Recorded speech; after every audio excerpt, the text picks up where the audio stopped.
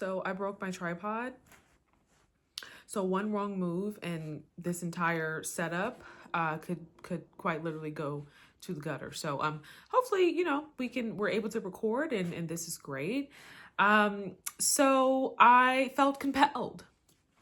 This is me compelling them to know who they are. No, I'm kidding. That was me trying to be funny and paraphrase Nina Simone. I listened to the Black Girls Hill podcast, and that's the intro. So it's a little bit more of an inside joke. But yeah, hope you guys are doing well. Welcome back to the channel.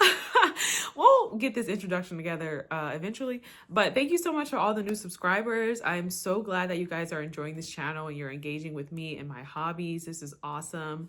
Thanks for coming. So I felt compelled to talk about a very significant, or we'll say popularized cultural moment today. And I couldn't find the words. I was pondering on it. I tried writing a little bit. I wasn't able to finish a column today, but I tried writing. Then I was like, well, I'll make a podcast, but then I never got around to the podcast. And I wasn't really sure how I wanted to articulate this because there was some sensitivity embedded in this discussion. And I didn't want to negate that, right? And I also tried to be mindful of the language I wanted to use and how I wanted to kind of go about conveying my POV. So I decided to make a YouTube video now that the night is over and I've had some time to kind of think about this and what this, just what it really says, So I do my best not to talk about celebrities and try to have like more of a neutralized, communal, sociological, and journalistic perspective when I do my work and I share the things that I, am reading and things like that. I try to really stray away from celebrities, but I did find this to be pretty interesting. The situation here with Megan Thee Stallion and Lana,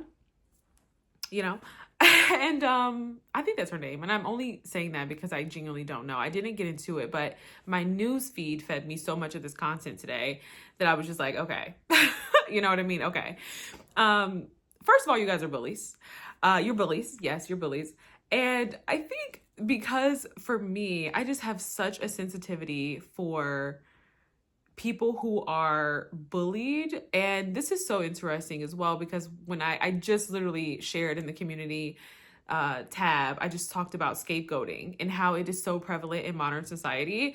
Now, I'm not really sure what this girl can be distracting us from. I don't really think it's, something is widespread as like the California fires and all of the things that are going on within the disasters rather, that are taking place within our current environment, right? I don't think that she's being used as a scapegoat to kind of distract us from the severity and the devastation that is going on around us. So I'm not really sure why we will be using her as a scapegoat, but it does seem to be more of a bigger issue. So when you start talking about microaggressions, me looking at the clip, I didn't rewatch it. This is not a study. Okay. This is not a study. Trust me, we're going to be getting somewhere in this video. This is not just to kind of provide cultural commentary in the sense of like criticism and, no, that's not what I'm doing here. We are going to get somewhere. But when I watched the video, I didn't really read it as that. I'm like, okay, here it is, right? You have a woman who is talking about her ex-boyfriend, right? I think for most women, that's something that most women can relate to in terms of jealousy. Even though if you may not say it out loud, it may be something that's a little bit more covert. So I didn't see it that way. I saw the video and I thought it was like, okay, you know what I mean? I think she ended up acknowledging Megan Thee Stallion actually in the video. And she was saying that she was, I don't know, like, I don't want to say lit because that's what I'm saying. Like, I didn't really get that much into it, but she ultimately ended up acknowledging her in the video and saying that she was, doing her thing. You know what I mean? And it was kind of like something that was like admirable. So anyway, what I've just noticed with our society today, like I said, we talk about scapegoating, but just the ways in which people will jump on a person and just be very unrelenting. And there's something about this I just don't like. Like, I really don't. I don't think I just don't understand it. You know what I mean? I really don't understand it. And so what this made me think about, especially when you talking about microaggressions and things like that, and celebrities, and why we choose them to be our activists, right? Because there are very much real Black leaders who are in our community. There's a woman that I know who's on TikTok, and she does the work of activism, right? She's also a reader. I know that. Just like I told y'all, it's kind of raggedy, but she's a reader, and Black women don't like her content. Right? It's not her approach. It's not anything other than the fact that the truth is, when it comes to real activism, like when it comes to really teaching, historical context and all these different things, y'all don't want that. Like culturally, that's not what we want, right? When it comes to the grassroots organizations, nonprofits where there's little funding, right? Like really putting in the work to have like that social investment, you guys don't want that. And I don't want to say, I don't want to speak in generalizations because I don't, but it's just like when I look at the ways in which people are able to kind of rally around. But I think about this sense of allyship that takes place when it comes to celebrities, in particular, certain type of celebrities, and how we feel the need to be unified, and we'll really go toe to toe with people, and we'll be allied when it comes to these celebrities. And it's just very interesting because I think at a deeper level, it's like, what do these people represent for us, right? I don't think I talked about it on here, and I don't even think I referenced it on here, but I know I was on Instagram, and I was just talking about how I was reading $40 Million Slaves. And how celebrities at one point, their excellence was actually something that was accredited to the Black community. They were essentially the emblems of what could happen, when we talk about Black excellence and how that could be manifested and brought into fruition within American society if given the right opportunity. So there was a point in time where they did carry that level of responsibility, and they were advocates for their communities, and they were, to be seen as such, right? And they carried themselves in such a way. But because that's not a thing today, and because they are more individualistic, I don't understand why we still have this sense of allyship when it comes to celebrities, right? Like Megan Thee Stallion, it's very unlikely she's probably going to see that video. It's very unlikely she's probably going to care about that video, right? Like I don't know her, but given the context, I don't see how that would offend anybody, right? If someone's ex-girlfriend is talking about you, that this is coming from a place of hurt. This is coming from a place of jealousy, and that's something that every woman can experience and can relate to, especially if you feel as though your ex upgraded. That's just natural human tendency, natural human emotion. You know what I mean? But to see so many women feeling the need to jump on this woman's back, I just didn't understand that. Like, I just think I don't know. I just kind of felt, I don't know. It's just like, what is this, And so my whole thing, we start talking about activism, and it's like, well, this is a great moment in society to talk about microaggressions. And I want to know why, right? Why?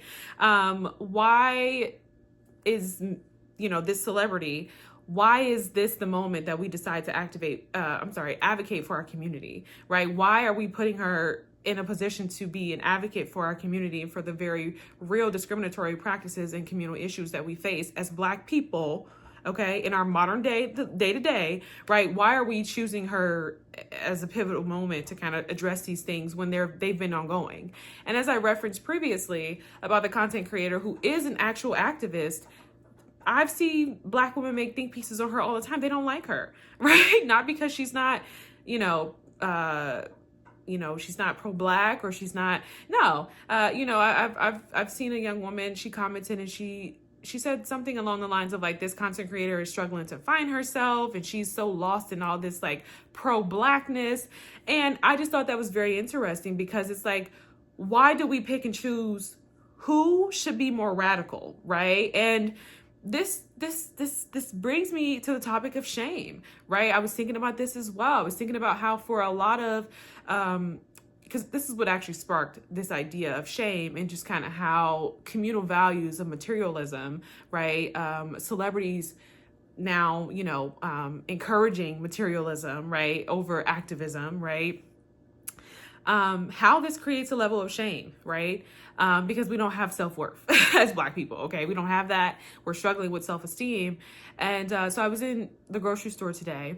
First of all, I was thinking about how expensive groceries were. And I was thinking about how, for myself, I've always eaten pretty healthy. Like, health and nutrition is a really big portion of my budget, and that is completely okay with me. That's probably why you guys are going to see me in this hoodie. You know, I'm in this sweatshirt quite a bit, you know. But anyway, and so that led me to think about, you know, women with children and single mothers, and just how I oftentimes stumble across a lot of young women today who, you know, are very much like, I'm child free, and they're very proud of that, and they're like very certain in their decisions, and it's great, they're liberated, but they feel the need to demean women with children.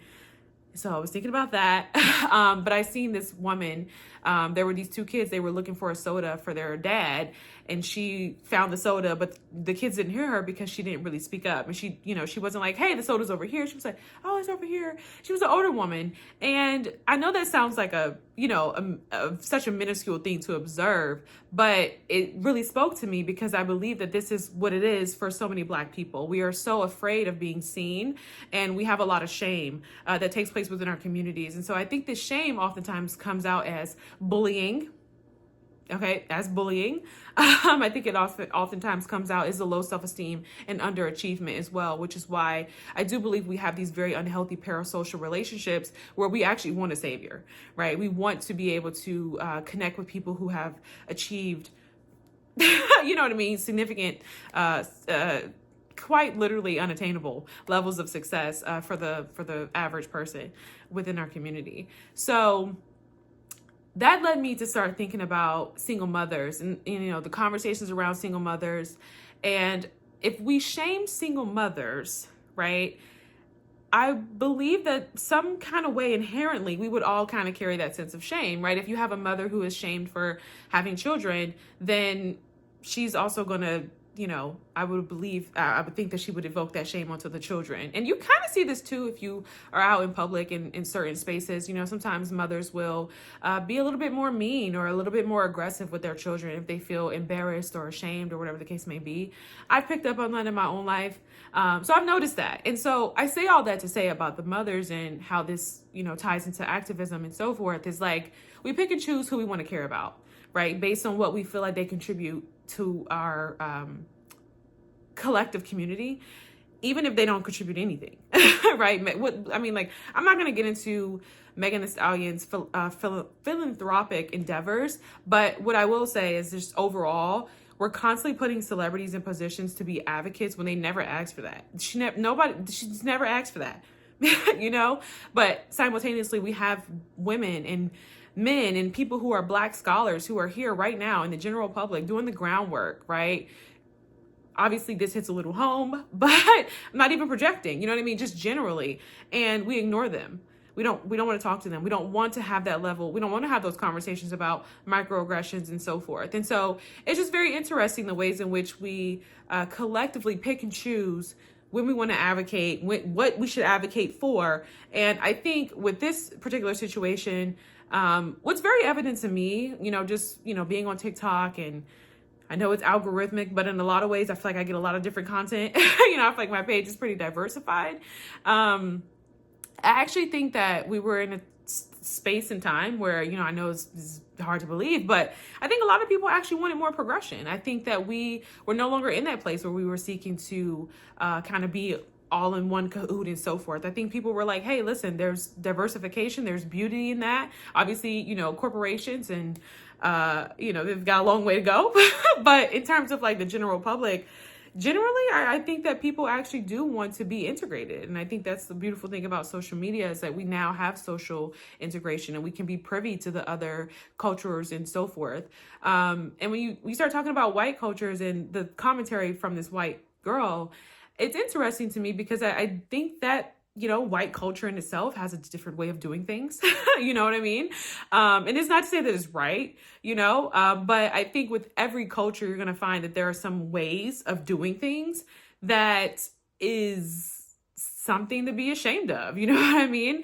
And it can be discriminatory towards other people. I think about some of the things that, you know, we do and we normalize within our community. But the thing about shame, or bad behavior, so to speak, within the Black community is that we're rewarded for the bad behavior, right? So we don't really receive the punishment. Like, we're more so rewarded for the bad behavior, right? We're rewarded for the violence, right? We're rewarded for, being tough and, all these different things, right? Like I said, bad behavior. So it's different, but each culture has its way of doing things. And, the downplaying and, the leveling up with the superiority, like, oh, I'm better than this person.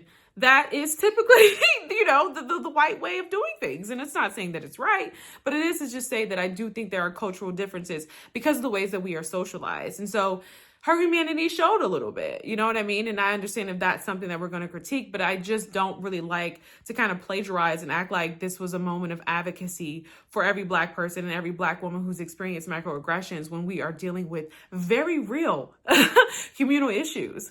And there are activists who we don't like, right? Not because the work is not valid, not because the work is not credible, but because the simple fact that we don't really want to talk about Black history, right? Because we don't really want to talk about communal issues, right? We have no desire, right? We want to be progressive. So that's really all I'm coming on here to say. And I think I actually got it all out, you know what I mean? Surprisingly.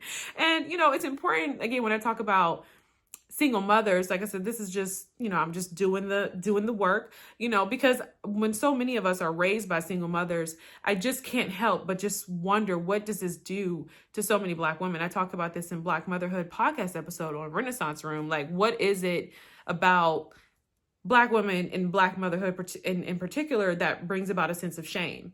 And I'm asking the question, right? Posing the question, doing some research to try to find the answer to this question of whether or not this shame is something that is inherent, right? Because of our perpetual shaming of the women who raise us and quite literally build these communities for us. You know what I mean? So it's just very interesting to kind of see.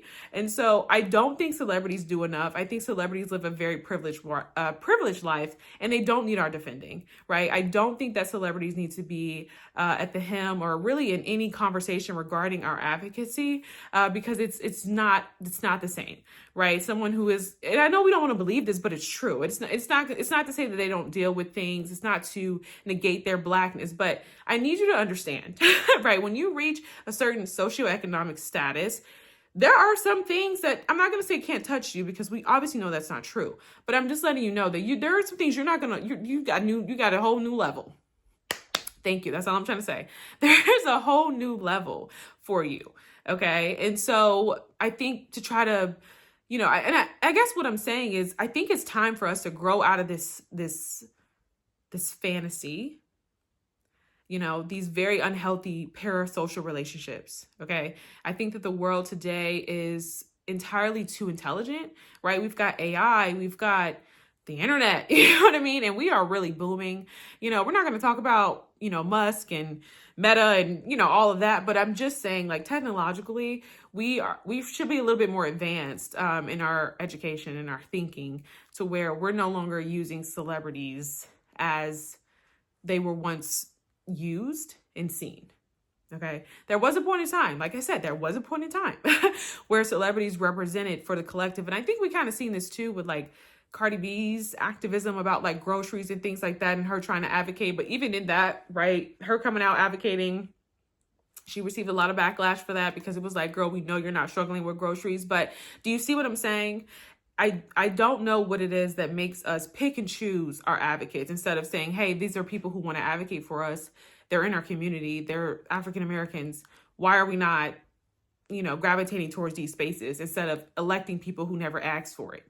You know what I mean? And the message just gets lost. And so nonetheless, it's not really a matter of a right or wrong video, but I hate bullying. Scapegoating is definitely at an all-time high. I don't know what we're running from. In this particular situation, I'm not really sure what we're running from or what we're really trying to confront here in this case. I don't know what is at its foundation. You start talking about Twitch and that whole situation, and